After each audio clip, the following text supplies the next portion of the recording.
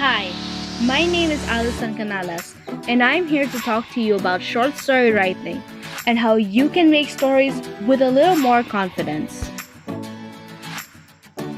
Now, the first thing you'll need is the germ of an idea. This isn't a common term in story writing, but this is basically finding the source of inspiration, and this can be found anywhere. It just needs a tiny bit of imagination. Now next is your theme. Your theme is the central belief of your story, and it's also the backbone of your plot because it's what you base your plot on. Never explicitly state what your theme is. Have the readers discover it on their own as to engage them more into the story. Now, next is your plot. Your plot decides what will happen in your story, and it follows a standard structure. The exposition is where you introduce your conflict. Now, your conflict can be against another character, against nature, against society, or internal conflict of your main character. Next is the rising action. The rising action follows a certain cycle. Things go right, then things go wrong. It's up to you how many times you want to repeat this, as long as tension builds up, going all the way to your climax. Now, your climax is the highest point of your entire story. And this is where you decide whether or not your character should win. If your character wins and learns the theme, good. If he loses but still learns the theme, it's also good.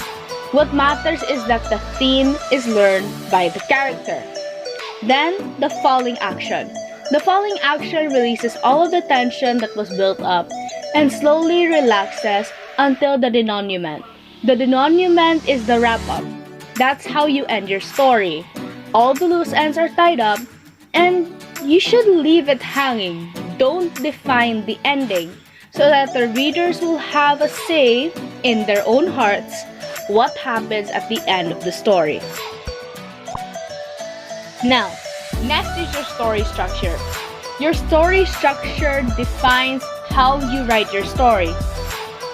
What kind of point of view will you be using? What kind of fencing will you use? Whatever the choice you make, be consistent. Do not confuse your readers. If you confuse them, they'll give up on reading your story and move on to the next. You don't want that. Another vital component of your story is your character. Now, your characters should be flawed. They should be relatable. Because people do not like reading about perfect characters because they'll feel a bit worse about themselves and think, oh, I can't be as perfect as that person. So make them feel like the character is relating to them, feeling them on the same level. That way, they'll be more memorable to them. Next thing to ponder on is when and where your story will take place, mainly the setting. You have to make sure that there's a sense of familiarity, or else people will wonder where the heck this place is. Also, make sure that the time is appropriate, or else your story will flop. Lastly, you have to think of the style and the tone of your story. What kind of language will you use? Taglish? English? Bislish? It's up to you. Just make sure your readers will understand. Also, show. Do not tell. Let the characters have a moment to describe what's happening around them.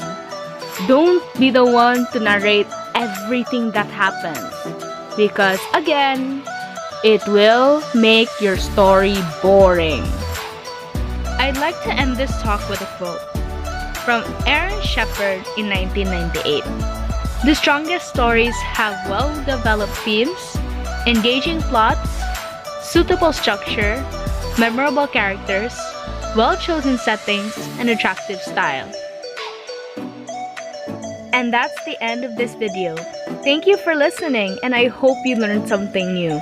Happy writing, everyone, and good luck!